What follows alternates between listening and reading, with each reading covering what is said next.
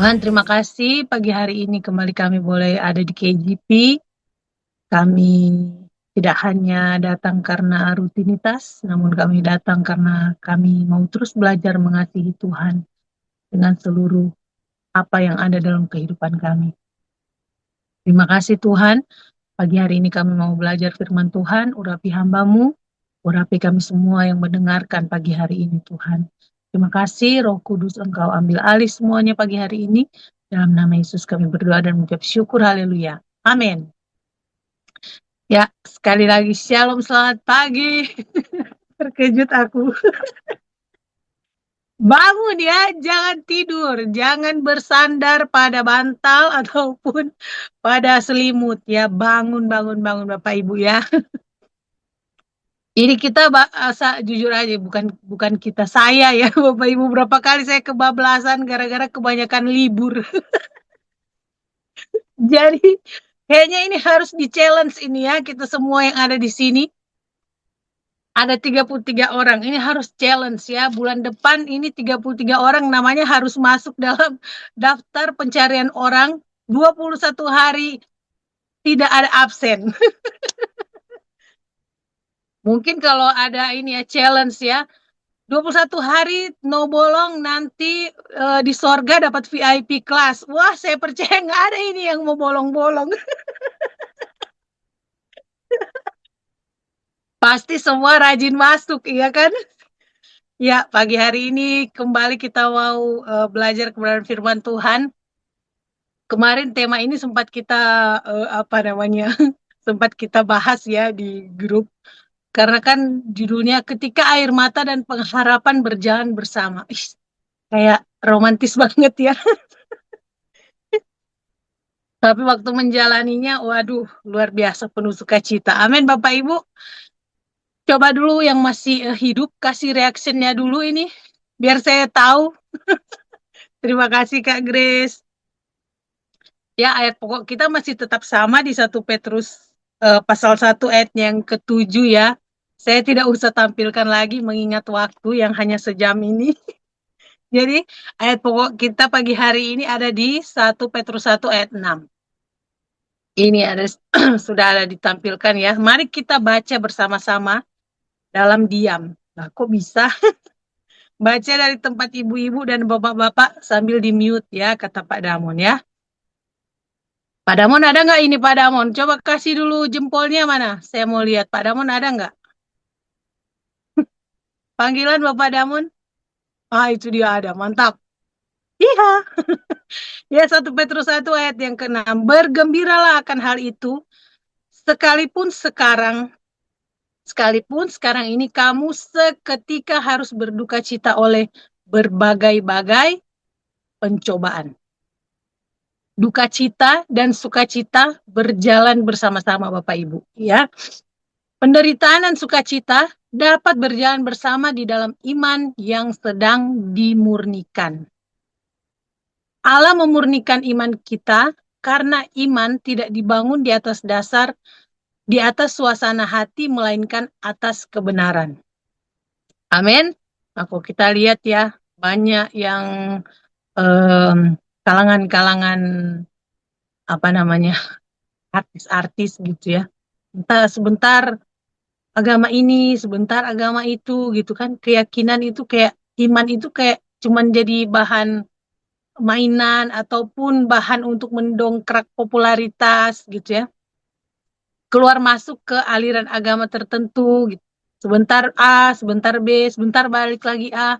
Karena apa? Karena imannya tidak dibangun di atas dasar kebenaran, melainkan di atas suasana hati. Kalau Tuhan tolong saya, oke, saya ikut Tuhan. Tapi kalau Tuhan nggak tolong, ya udah, saya tinggalin Tuhan. Nanti Tuhan Tuhan kasih apa namanya, begitu dapat cemeti lagi dalam hidup, ingat Tuhan lagi, balik lagi, gitu ya. Kayak kayak permainan gitu. Karena tidak dibangun di atas dasar kebenaran. Dan apalagi Allah mengizinkan duka cita hadir supaya sukacita orang percaya tidak bersumber pada keadaan. Amin. Tetapi pada pengharapan kekal, yaitu pada pribadi Allah sendiri. Jadi iman kita bersumber pada Allah itu sendiri. Ya, bukan pada yang lain gitu, hal-hal yang kita alami di luar, tetapi bersumber pada Allah sendiri. Karena dialah sumber segala-galanya dalam hidup kita. Lembah pemurnian adalah ruang di mana Allah memisahkan sukacita rohani dari kenyamanan emosional. Iman dimurnikan agar orang percaya belajar bersukacita bukan karena hidup mudah, tetapi karena Allah setia. Amin, Bapak Ibu. Pagi hari ini sama-sama kita mau belajar dari seorang pribadi gitu ya, yang namanya seperti saya, ya, Hana.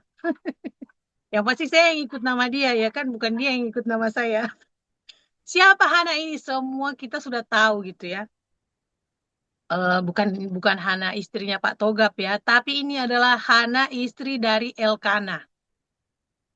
Dia adalah wanita yang dikasihi suami ya. Kalau kita baca di 1 Samuel pasalnya yang pertama, ayat yang pertama sampai ayatnya yang ketujuh. Di situ firman Tuhan berkata bahwa Hana ini sangat dikasihi oleh suaminya Elkana gitu ya. Dan Elkana ini punya istri dua ya Bapak Ibu. Kalau dulu oke ya istri dua, kalau sekarang jangan coba-coba ya. Oke, Hana ini dikasihi suami, namun dia tidak memiliki anak. Dan kebenarannya Bapak Ibu, kenapa Hana tidak memiliki anak? Karena Tuhan telah menutup kandungannya. Ya, jadi siapa yang menutup kandungannya? Tuhan. Ya, dan apalagi? Dia mendapat perlakuan yang buruk dari Penina. Penina itu siapa sih? Tetangganya Hana. Bukan, Penina adalah istrinya dari Elkana juga ya, istri, bukan istri siri ya, nggak dicatat ya, pokoknya dia istri lah ya, istri kedua gitu.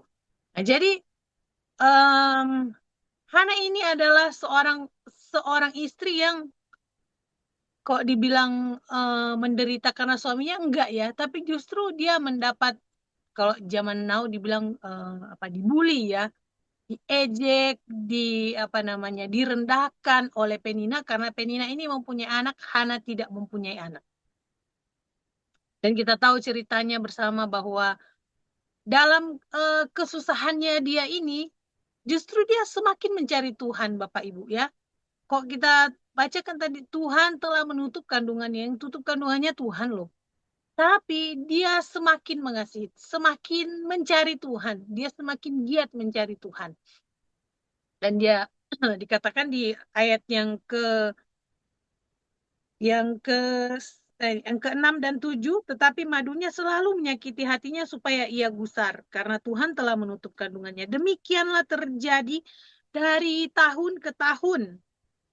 Ya, setiap kali Hana pergi ke rumah Tuhan, Penina menyakiti hati Hana sehingga ia menangis dan tidak mau makan. Bukan cuma 1-2 kali ya Bapak Ibu ya, bukan cuma sehari 2 hari, tapi dari tahun ke tahun dia terus mendapatkan perlakuan yang tidak baik daripada ini saingan lah ya, daripada saingannya gitu, si Penina ini. Apa yang mau kita belajar pagi hari ini? Pemurnian iman tidak hanya menyentuh pikiran dan kehendak, tetapi juga wilayah emosi. Saya tidak akan bahas tentang emosi karena saya bukan orang yang ahli di bidangnya ya Bapak Ibu. Mohon maaf. Nah, apa yang sedang dimurnikan dalam pengalaman emosional orang percaya? Yang pertama, Allah memurnikan sumber sukacita kita. Ya, mari sama-sama katakan. Allah memurnikan sumber sukacita kita. Sukacita yang bergantung pada kondisi akan runtuh saat penderitaan datang. Sumber sukacita yang sejati adalah kita tetap terhubung dengan Tuhan dalam segala keadaan hidup kita. Amin, Bapak Ibu. Apapun yang terjadi dalam lembah pemurnian iman kita ini, kayaknya kita udah apa ya, kok dibilang jenuh sepanjang bulan ini ya, dari minggu pertama sampai minggu kelima masih tetap pemurnian ya. Dan ayatnya pun masih tetap sama gitu. Jadi kita dibuat sampai benar-benar orang bilang ngelotok ya ayat firman Tuhan ini. Dan kebangetan kalau kita tidak melakukannya Bapak Ibu ya. Jadi memang kan firman Tuhan bilang Kita ini dibakar seperti emas yang dibakar. Mau dimurnikan menjadi emas yang murni harus dibakar. Jadi memang harus lama ya, katakan harus agak lama ya sis, bro. Proses pembakaran ini lama, dimurnikan ini lama gitu.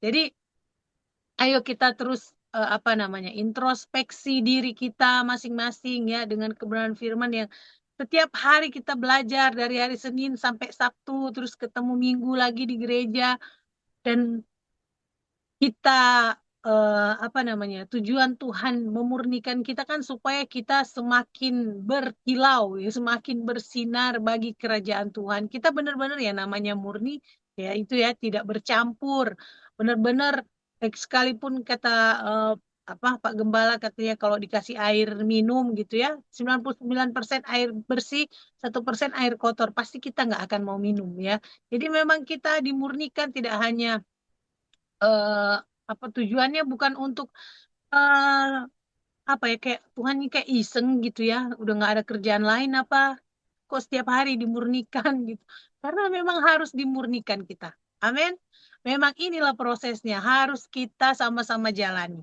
harus kita lewati dikatakan supaya kita tahu siapa sumber sukacita kita. Ya Allah memurnikan sumber sukacita kita. Sekali lagi sumber sukacita kita bukan dari apa yang terlihat di depan mata gitu ya. Keadaan semuanya baik, kita bersukacita. Tetapi sumber sukacita kita adalah Allah sendiri. Sumber sukacita yang sejati adalah kita tetap terhubung dengan Tuhan dalam segala keadaan hidup kita. Amin Bapak Ibu. Yang kedua, Allah memurnikan cara kita merespons penderitaan. Respon yang benar akan menghasilkan keputusan yang benar. Keputusan yang benar menghasilkan tindakan yang benar. Amin, Bapak Ibu. Nah, saya jadi ingat waktu peristiwa waktu G30 SPKI, bukan ya. Peristiwa waktu saya kena tipu gitu ya. Kena tipu arisan. Waduh, waktu zaman-zaman itu kan zaman COVID ya Bapak Ibu. Benar-benar kalau dibilang susah enggak gitu. Karena sehari nggak pernah saya nggak makan gitu. Selalu makan setiap hari kan. Apalagi waktu itu saya tinggal di Manado karena memang lockdown tidak bisa kemana-mana. Anak saya belum divaksin jadi memang harus menunggu gitu. Sampai saya di Manado itu 6 bulan Bapak Ibu. Itu apa namanya terlama lah ya setelah menikah saya tinggal di Manado itu 6 bulan. Dan akhirnya kena lah itu, kena tertipu ya, tertipu karena kebodohan sendiri sebenarnya. Tapi yang terjadi waktu saya kena tipu Bapak Ibu, saya bereaksi ya, responnya tuh kalau dibilang apa negatif gitu ya. Langsung saya, waduh pokoknya inilah ya, kasih itu lupa semua kayaknya gitu. Saya berusaha untuk karena saya sudah dirugikan, ini orang yang mana yang menipu saya anak kecil lagi kasarnya gitu kan. Jadi saya melakukan segala macam cara gitu. Tapi justru semakin saya berusaha dengan kekuatan saya sendiri, kayaknya kok jalan makin tertutup gitu ya. Sekalipun ada koneksi, ada teman kakak saya yang jenderal gitu kan, tapi kayaknya nggak berguna gitu. Tertutup semua jalan. Dan ya itulah ya. Kalau diingat-ingat sekarang, kalau karena kan udah melewati ya. Kalau sekarang, aduh bodohnya saya ya. Sampai Bapak Ibu saya sama suami dikira lagi berantem atau lagi pisah ranjang karena terlalu lama di Manado gitu ya. Karena ngurusin urusan ini yang nggak beres-beres. Tidak selesai-selesai. Buang waktu, buang tenaga, semuanya gitu. Karena kan saya lapor ke polisi gitu ya. Saya lapor ke polisi sampai ke pengadilan. Ya memang ujung-ujungnya saya menang ya Bapak Ibu ya. Saya menang dan dia harus ganti uang yang dia terima dari saya gitu. Intinya, pada waktu penderitaan terjadi dalam hidup kita, mungkin sebagian orang bisa langsung berespon dengan benar ya. Oh iya, ini datang dari Tuhan. Tapi ada sebagian orang yang dia sama kayak saya gitu, bukan berespon benar tapi bereaksi ya. Apa marah gitu ya, benci, kecewa, mau menunjukkan diri. Oh, kamu pikir eh, kamu kamu nggak kenal siapa saya, Ci. Padahal bukan siapa-siapa juga gitu kan. Nah, jadi intinya respon sekali lagi respon yang benar akan menghasilkan keputusan yang benar dan keputusan yang benar akan menghasilkan tindakan yang benar. Ingat, kita ini adalah orang benar yang sudah dibenarkan. Jadi kita harus bertindak benar sesuai dengan kebenaran firman Tuhan. Amin, Bapak Ibu. Jadi yang masih mengalami tekanan, penderitaan dan hasilnya itu tidak memuaskan, berarti kita bukan berespon tapi bereaksi. Tekan, sadar, sadar, sadar. Ya, nih 1 Samuel 1 ayat 10 sampai ayat 11. Dan dengan hati pedih ia berdoa kepada Tuhan sambil menangis terseduh-seduh. Kemudian bernasarlah ia katanya, Tuhan semesta alam. Sorry ya kalau ada apa penulisan yang salah. Jika sungguh-sungguh engkau memperhatikan sengsara hambamu ini dan mengingat kepadaku dan tidak melupakan hambamu ini, tetapi memberikan kepada hambamu ini seorang anak laki-laki, maka aku akan memberikan dia kepada Tuhan untuk seumur hidupnya dan pisau cukur tidak akan menyentuh kepalanya. Dalam keadaan yang tertekan, dalam keadaan yang menderita, dalam keadaan sulit. Sekali lagi ya, Hana itu kandungannya ditutup sama Tuhan. Bisa nggak dia kecewa sama Tuhan? Bisa banget. Tetapi apa yang dia lakukan, justru dia semakin sungguh-sungguh dengan Tuhan. Banyak kali kita dalam menghadapi penderitaan, dalam menghadapi pencobaan, semakin kita menyalahkan Tuhan, semakin kita menyalahkan situasi dan kondisi, dan menyalahkan orang lain tanpa kita melihat ke dalam diri kita. Ya, belajar dari Hana gitu. Dengan pedih hati ia berdoa kepada Tuhan sambil menangis terseduh-seduh. Kemarin Pak Nur sempat singgung ya, kapan terakhir kita apa namanya meneteskan air mata berdoa sama Tuhan dalam segala keadaan yang kita alami apapun itu ya. Pasti nggak kita punya waktu pribadi dengan Tuhan, kita datang sama Tuhan, nggak minta apa-apa gitu, cuman Tuhan terima kasih buat semua yang bisa saya alami hari ini dengan sungguh-sungguh hati sama Tuhan. Masih nggak? Siap sendiri ya. Dan apa? Kemudian ia bernasar. Dia bilang, Tuhan kalau Tuhan mengingat saya, ya, dan tidak melupakan hambamu ini, tapi memberikan kepada hambamu ini seorang anak laki-laki, maka akan maka aku akan memberikan dia kepada Tuhan untuk seumur hidupnya. Dan kita tahu kisahnya ya, Bapak Ibu, setelah Samuel disapi, Samuel dibawa ke rumah Tuhan. Saya em, lama ya, cukup lama punya anak gitu ya. Ya mungkin Bapak Ibu ada ada yang nggak tahu gitu ya. Ibarat bukan intinya 5 tahun saya menikah, hampir 5 tahun nggak punya anak gitu kan. Dan menikah dengan Pastor Togap gitu ya. Saya pikir ya mungkin saya udah nggak bakalan punya anak gitu. Tapi begitu merit cuman sebulan sebulan apa 2 bulan gitu ya. Menikah Januari, Maret saya udah hamil gitu kan. Itu sukacitanya nggak terkatakan gitu ya. Wah, saya mau mau jadi seorang ibu gitu kan.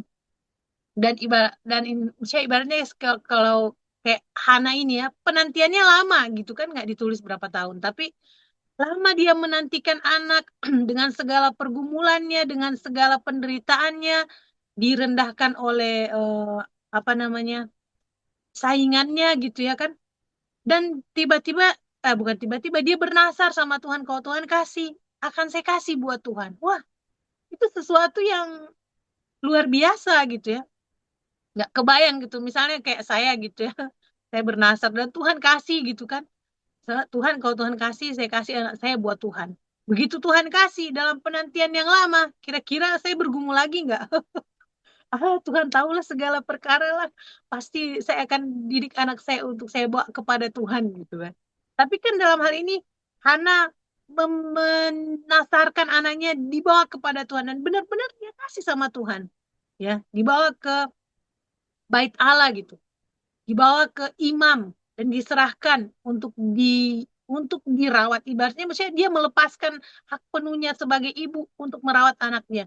Dia kasih sama Tuhan. Dan kita tahu ceritanya ya, bahwa anaknya ini Samuel ini menjadi seorang nabi yang besar di Israel.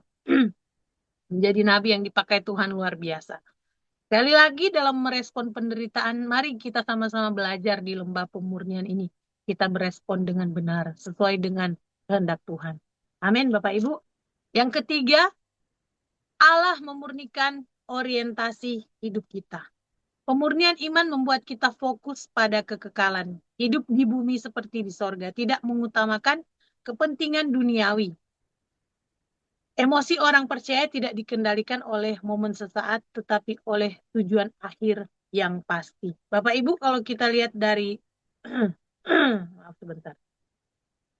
Kalau kita lihat dari Hana ini, ya, penderitaan yang dia alami tidak membuat fokusnya beralih kepada yang lain, tetapi dia tetap fokus sama Tuhan. Ya, sekalipun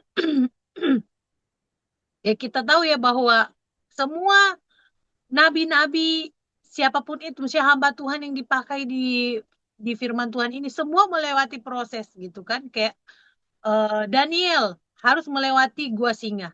Kira-kira kalau udah dikasih tahu duluan mau nggak? Daniel, kamu mau dipakai Tuhan lebih luar biasa lagi, tapi kamu harus lewatin gua singa. Nanti gue tutup mulut singanya pakai uh, pokoknya ditutup lah ya mulutnya supaya pas pas lu masuk dia nggak bakal terkam. Kalau dikasih tahu gitu, kira-kira langsung mau nggak? Sadrak, Mesak, Abednego. Kalian akan masuk ke dapur api yang dipanaskan 7 kali. Lebih panas dari biasanya. Tapi saya akan ada di situ beserta dengan kalian. Kalau udah dikasih tahu, kira-kira mau nggak? Nggak ada yang mau pastinya ya. Tuhan, sorry, pikir-pikir dulu ya. Kayak Abraham kan, disuruh Tuhan keluar dari apa namanya dari negerinya dari Ur Kasdim pergi ke tempat di mana dia nggak tahu sama sekali. Tapi dia berjalan dengan iman, ya. Dia berjalan mengikuti rencana Tuhan dalam hidupnya sesuai dengan apa yang Tuhan mau. Ya udah, dia jalan gitu. Kayak waktu dia disuruh Tuhan mempersembahkan Ishak, dia pergi aja tuh, ya. Walaupun dia tahu bahwa anak ini dinantikan lama banget gitu ya.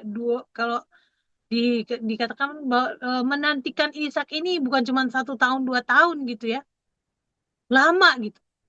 Terus begitu datang, begitu dia lahir, dia besar, diminta Tuhan.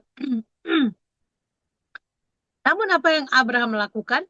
Ya udah, dia mengikuti perintah Tuhan, itu sebabnya dia disebut bapak orang percaya.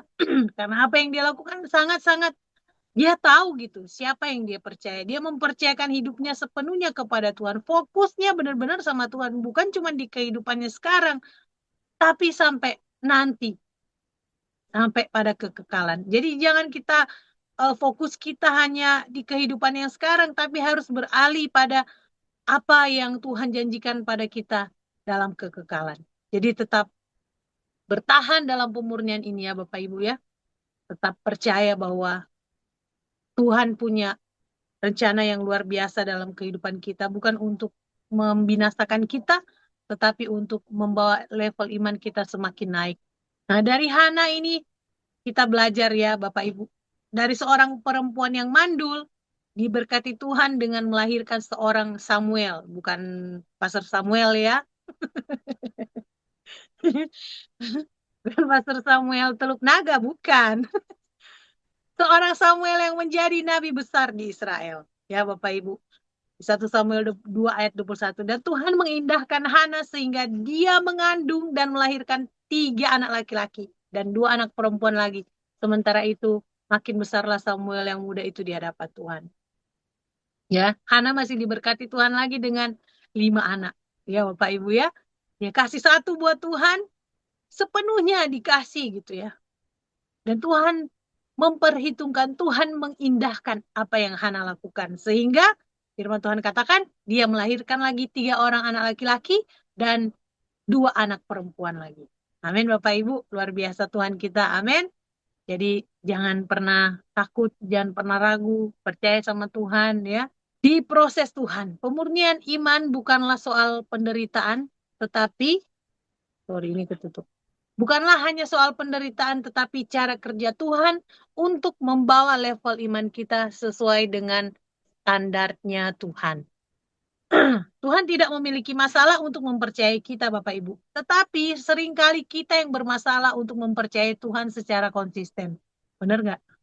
Nggak masalah Tuhan percaya sama kita. Kitanya ini loh, yang kadang-kadang percaya, kadang-kadang kayaknya gini ya Tuhan. Ya, sepertinya kita mau menolong Tuhan, membantu Tuhan, karena kayaknya lama banget ini nungguin Tuhan ya. Kayak siapa namanya? Sarah, ya kan? Menanti janji Tuhan lama gitu. Tiba-tiba oh kasih aja lah undik saya sama Tuhan saya Abraham ini. Abram ya. Jadi akhirnya karena tindakan Sarah yang mau menolong, akhirnya sampai hari ini tuh orang ribut, ya enggak? Bener nggak Bapak Ibu ya? Jadi jangan coba-coba menolong Tuhan deh. Ya, percaya aja sama Tuhan. Amin. Ada di sini yang mau coba tolong Tuhan? Lama nih waktunya Tuhan. Ya, caranya Tuhan kok lama, gimana ya? Saya nggak ngerti. Ya, kalau kita mengerti dengan cepat, dia bukan Tuhan. Ya, yang gampang ketebak gitu. Kayak sinetron gitu ya. Kayak Dracin. Ketebak gitu ceritanya dari awal apa sih kayak begini, begini, begini. Nah, justru karena dia Tuhan, cara-caranya tidak dapat kita tebak. Waktunya pun tidak bisa kita prediksi, Bapak Ibu. Setuju? Itu sebabnya dibutuhkan kerendahan hati, dibutuhkan keyakinan penuh sama Tuhan. Tuhan mau lewat lembah pemurnian ini kita mempercayai Dia sampai pada tingkat tingkat atau standarnya Dia, bukan standar kita.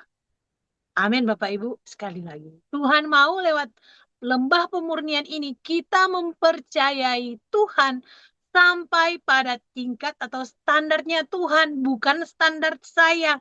Ya, percaya sama Tuhan, tapi standarnya standar hidup saya. Standar pengalaman saya. Standar apa yang sudah saya lewati. Gitu. Jangan Bapak Ibu, tapi kita melewati lembah pemurnian ini supaya tingkat kepercayaan kita sama Tuhan sesuai dengan standarnya Tuhan. Kenapa kita banyak kali melewati ujian iman kita kayaknya sampai hari ini belum lulus-lulus gitu ya. Karena memang harus sesuai standarnya Tuhan. Bukan Tuhan yang nurunin standar, tapi kita yang harus naikin level iman kita sama pada levelnya Tuhan. Amin Bapak Ibu. Dan bukan tidak mampu karena Tuhan sudah menaruh semuanya dalam hidup kita. Tuhan sudah menaruh kapasitas, menaruh kemampuan itu dalam kehidupan kita. Ya kita selalu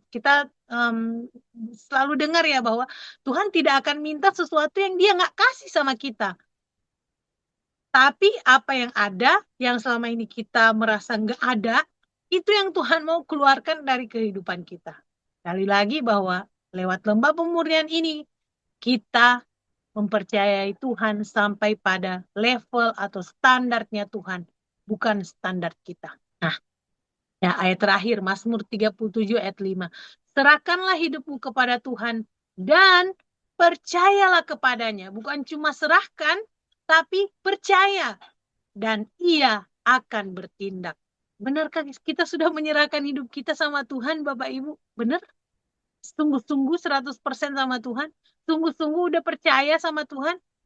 Atau begitu masalah datang, kita punya, seperti yang saya selalu bilang ya, punya plan A, plan B, plan C. Tuhan itu ada di plan C, bukan di plan A. Ya, Tuhan mau kita benar-benar menyerahkan hidup kita kepada Tuhan. Ya, artinya menyerahkan itu apa sih?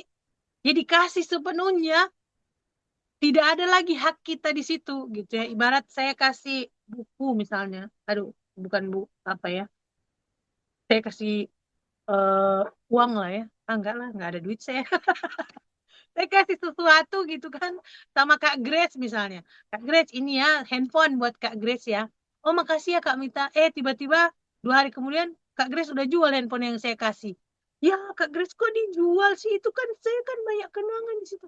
Berarti kan saya nggak memberi nggak tidak menyerahkan gitu ya. Karena masih masih berat hati gitu.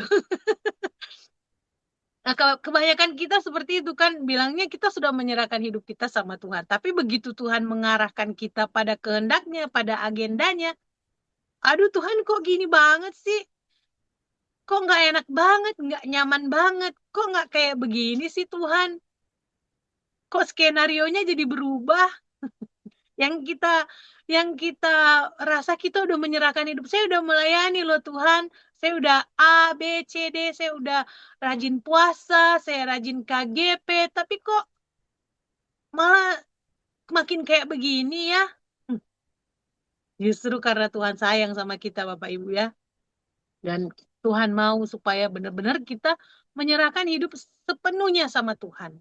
Ya, dalam perjalanan hidup kita ini yang entah tinggal berapa tahun lagi waktu kita ada di muka bumi ini kan, Tuhan mau kita benar-benar murni, sungguh-sungguh 100% ngasih, menyerahkan hidup kita sama Tuhan. Tanpa kita, ya namanya, kayak apa namanya, kita selalu ini ya, maksudnya sering kan bahasa ini. Kalau ibaratnya kayak ikan udah nggak usah ikan lah. Orang yang udah mati ya, mau diludain, mau diapain, kayak mau ditendang, mau diapain, udah nggak berasa, dia udah nggak tahu apa-apa lagi. Nah, selama kita belum menyerahkan hidup kita sepenuhnya sama Tuhan, begitu kita ngalamin sesuatu yang tidak nyaman, tidak enak untuk daging kita, pasti yang ada kita apa? Bersungut-sungut, kita kecewa, kita marah sama Tuhan. Ya untung ada kayak KGP gitu ya. Setiap hari, day by day. Ini udah kayak mana gitu dari sorga yang tiap pagi turun dan kita harus ambil sesuai porsi. Nggak boleh lebih, nggak boleh kurang gitu. Nah, jadi bersyukur Bapak Ibu ya, setiap pagi kita masih ada KGP. Terima kasih buat seluruh tim yang bertugas ya. Luar biasa. Harusnya ini yang 21 hari ini, tim-tim ini ada gitu namanya ya. Jadi eh Tuhan mau supaya kita benar-benar menyerahkan hidup kita sama Tuhan ya. Dan apa? Percaya penuh sama Tuhan, bukan cuma setengah-setengah gitu ya. Dan Tuhan akan bertindak. Ya, ini yang kita sharingkan ya Bapak Ibu. Sudahkah kita sungguh-sungguh menyerahkan hidup kita kepada Tuhan? Benar nggak sih? Udah serahkan belum ya? Dan yang kedua, apakah kita benar-benar percaya sepenuhnya kepada Tuhan? Apa buktinya? Yang ketiga, sudahkah Tuhan bertindak dalam pergumulan imanmu? Ataukah kehendak kamu sendiri yang bertindak? Ya Bapak Ibu, selamat sharing di breakout room. Namun sebelum kita sharing, mari kita berdoa. Tuhan Yesus, terima kasih. Kami boleh lagi diingatkan dengan kebenaran firman Tuhan pagi hari ini. Biarlah kami terus dimurnikan Tuhan sehingga kami sungguh-sungguh berserah, kami sungguh-sungguh percaya sehingga kami melihat Tuhan bertindak dalam apapun pergumulan yang kami sedang hadapi hari-hari ini. Terima kasih Tuhan, dalam nama Yesus kami sudah berdoa dan mengucap syukur. Kami mau sharing di breakout room kami masing-masing. Haleluya. Amin. Terima kasih Tuhan berkati. Shalom. Selamat pagi.